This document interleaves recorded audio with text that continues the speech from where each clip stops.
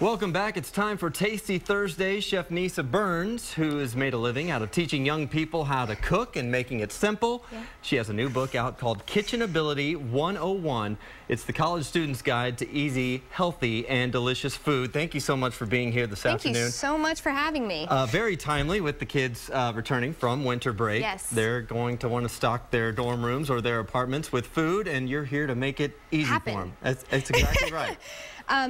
Actually, Kitchenability is all about instilling confidence in every novice cook. Okay. So today, we're definitely talking about the college market, but overall, if you're someone who's absolutely terrified of the kitchen, I always say these are dishes that you can actually flirt with your kitchen. So you don't really have to use any appliance. You can just kind of stand there in the kitchen and flirt with it. And sometimes you don't want to spend the time to doing it all. Exactly. And all these are super budget friendly, very college friendly.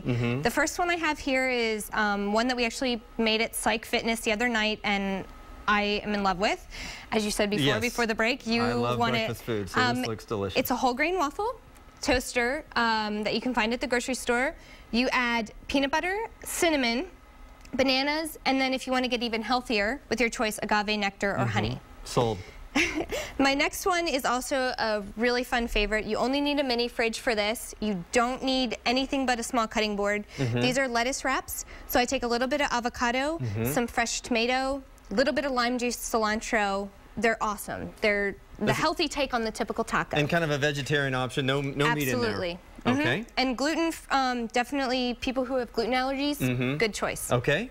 So this one I'm actually going to assemble for you. Okay. And if you're a college student, you can make this in a rice cooker. If people didn't know that, you can actually make pasta in a rice cooker. Okay. In case you don't have a stove in your dorm room. Exactly. So just add some fresh diced tomatoes, which you can just get at any grocery store. Okay. A little bit of olive oil. Pitted Kalamata olives. And a little bit of olive juice. And fresh dried oregano, which... now, how did you go with these ingredients? I just love Greek salad, but I also like to eat carbohydrates. Yes. And I liked pasta. So I put them two together, and I like this because you can eat it hot or cold. Okay. So if you make it for dinner and it's hot, then you can put it back in the refrigerator, put it in a Tupperware container, and have it for lunch the next day. And then some fresh feta cheese. Okay. Stir it up. And you just toss that. Toss that. Hot or cold, this is delicious. Talk about your book a little bit. And is this your first book? It is. Okay. I worked really hard on it. I actually wrote the whole book through college.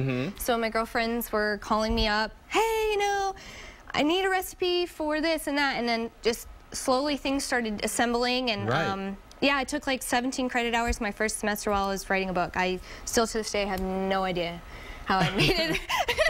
Well, congratulations on it. Thank you so much. But this is every recipe in here kind of has a similar theme. Absolutely. As far as eatability. Just budget friendly. You can find most of, if not all, the ingredients in the book at any grocery store. I haven't come across any grocery store that hasn't had certain ingredients or certain things. So I hope it's very accessible to many people. I hope they like it. And if you want to actually learn a couple of the recipes, we'll be at Central Market Right, you have on a cooking Saturday. Class coming up. Yeah, so come out. I would love to see you and teach you a few of the cool recipes. So do you have an idea of what you'll be cooking there at the class?